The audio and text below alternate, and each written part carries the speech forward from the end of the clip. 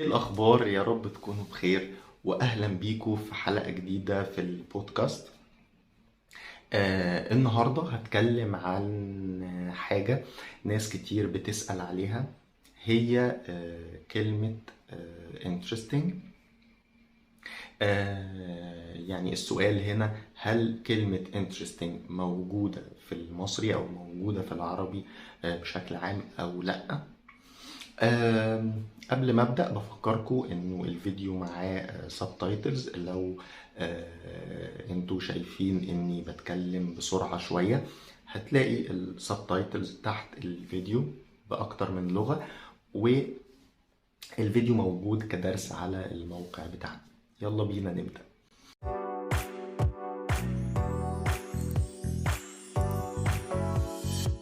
كلمة interesting الترجمة بتاعتها في الفصحى هي مثير للاهتمام أو مثير للإعجاب.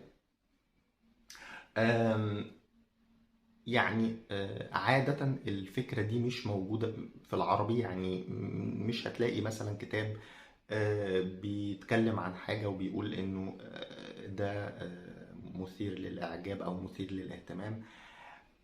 يعني عادة التعبير ده مش هو موجود أكتر في الترجمة. يعني لو حد بيترجم حاجة من الإنجليزي أو من أي لغة أو من أي لغة أوروبية، هتلاقي إنه في الجملة دي موجودة، اللي هي مثير للاهتمام أو مثير للإعجاب. لكن يعني عادة الفكرة دي مش موجودة في العربي. لو الناس بتتكلم مع بعض سواء في المصري أو في لهجات تانية وحتى في الفصحى. فالنهاردة أنا هحاول أجمع الحالات اللي الناس بتستخدم فيها كلمة interesting في الإنجليزي، ونحاول إن إحنا نترجمها أو مش نترجمها، نقول الجملة بشكل مختلف في المصري. تمام. أول حاجة، لما بنتكلم عن معلومة جديدة، يعني لو حد بيقول لي معلومة جديدة أنا ما كنتش أعرفها، فممكن أقول this is interesting. يعني مثلا لو حد بيقول أنت تعرف إن فرس النهر ما بيعرفش يعوم وبيمشي تحت بيمشي في الأرض، يعني في النهر. دي معلومة. لو انت ما بتعرفش المعلومة دي، فعادة في الانجليزي الناس بتقول this is interesting, I didn't know this. آه، في العربي هنقول ايه؟ هتقول بشكل واضح انا ما كنتش اعرف المعلومة دي، او ده حلو قوي انا ما كنتش اعرف المعلومة دي. هنا حلو قوي معناه this is very good, I didn't know this. تمام. هنا في حاجتين. طبعا هنا كلمة حلو بالمناسبة هي معناها في المصري good or beautiful. طبعا هي حرفيا معناها مختلف. هي معناها سويت زي في الانجليزي، يعني حاجة فيها سكر يعني. لكن في المصري وفي لهجات تانية كتير هي معناها beautiful او good. فهنا هقول ده حلو قوي، انا ما كنتش اعرف الموضوع ده او ما كنتش اعرف المعلومة دي. تمام. فهنا انا بعبر اني انا ما كنتش اعرف المعلومة دي حاجة جديدة بالنسبة لي، وبقول ده حلو قوي يعني. it's very good. فدي اول حالة. لو حد بيقول حاجة جديدة انا ما اعرفهاش، فممكن اقول كده ومش محتاج طبعا اني استخدم كلمة interesting. الحالة التانية، لما بتكلم عن حاجة ممتعة بالنسبة للعقل، او يعني بتشد اهتمامك. يعني مثلا ممكن اقول ايه؟ مثلا معلش انا في الحلقة النهاردة هستخدم حاجات كتير في الانجليزي لان احنا بنحاول نقول الجملة بشكل مختلف في العربي، فانا هقول الجملة في الانجليزي وبعدين هنترجمها. مثلا ممكن اقول it's interesting to watch the plants grow. تمام.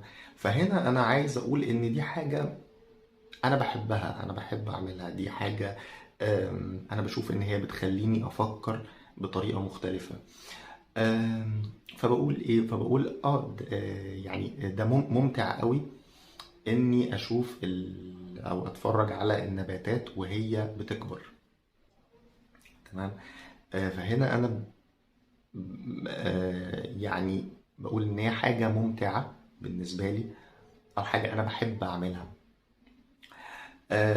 تمام. فهنا انا بعبر عن حاجة ممتعة. الحالة التالتة، لو ما بتكلم مثلا على فيلم او فيديو جيم، او يعني او لعبة. طبعا فيديو جيم بالعربي هي لعبة على الكمبيوتر او البلاي ستيشن. يعني بتكلم على فيلم او لعبة او مسلسل. هنا في اكتر من طريقة، يعني على حسب انا عايز اقول ايه. يعني مثلا لو عايز اقول this is a very interesting movie. تمام. هنا انا ممكن اقول ده فيلم، على فكرة ده فيلم مسلي قوي، لو انا عايز اقول فكرة انه الفيلم مسلي entertaining. وممكن اقول الفيلم ده فيه فكرة جديدة. هنا مختلف، يعني انا بقول هو interesting لان الفيلم ده هو فيه فكرة جديدة، لكن انا مش بقول هو الفيلم مسلي او لا، مش بقول الفيلم حلو او وحش، لكن بقول هو الفيلم فيه فكرة جديدة. فعشان كده انا كنت مهتم اتفرج على الفيلم ده، او هو الفيلم شد يعني انتباهي. تمام. فممكن اقول الفيلم ده شد انتباهي لان فيه فكرة جديدة. فهنا انا بعبر عن ان الفيلم ده شد انتباهي لان الفيلم ده فيه فكرة جديدة. فمش لازم ان انا برضو اقول interesting او يعني هنا انا ما قلتش ان الفيلم حلو او وحش، لكن انا قلت عبرت عن اللي انا عايز اقوله. بس طبعا الجملة مختلفة خالص. او ممكن مثلا زي ما قلنا، لو اقول مسلي او ممتع او الفيلم حلو، بس هنا المعنى مختلف لان انت بتقول إن الفيلم ده كويس. آم، تمام. الحاجة او ممكن تقول الفيلم عجبني على فكرة. يعني هنا في احيانا ان الناس بتستخدم كلمة interesting بمعنى ان الفيلم عجبني. ف... فبقول الفيلم ده عجبني أوي. تمام. لو انت مش متأكد انه الفيلم ده هيعجب ناس تانية او لا. في حالة تانية، مثلا لو عايز اقول على شخص، يعني this is a very interesting person. هنا لو بتتكلم على شخص ممكن يعني تقول الحاجة اللي بتخلي الشخص ده interesting. يعني مثلا ممكن تقول على فكرة مثلا الشخص ده شد انتباهي قوي لانه مختلف، هو شخص مختلف.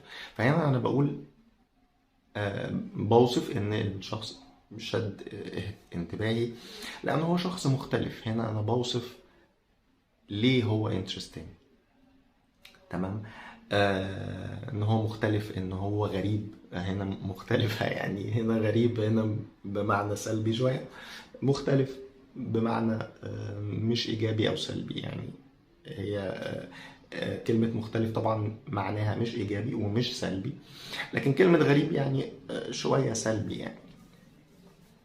آم، فلو انا عايز اقول على شخص interesting لازم استخدم الحاجة الصفة اللي بتشرح هو ليه interesting. يعني ليه انا شايف ان هو interesting. هل هو مختلف، هل هو غريب، هل هو بيعمل حاجات كويسة قوي او بيعمل حاجات وحشة قوي. فبشكل عام عشان نترجم كلمة interesting، اللي بنعمله هو اننا بنشرح هو ليه interesting. تمام. وبنقول الجملة بشكل مختلف. فبنستخدم الصفة أو السبب آه، إنه ليه أنا مهتم بالموضوع ده، أو ليه الموضوع ده شد انتباهي. بنحاول إن إحنا نستخدم السبب أو الصفة بشكل مباشر، لأن الفكرة بتاعة الكلمة دي مش موجودة عندنا. أتمنى الفيديو يكون مفيد بالنسبة لكم، وأشوفكم في حلقات جاية.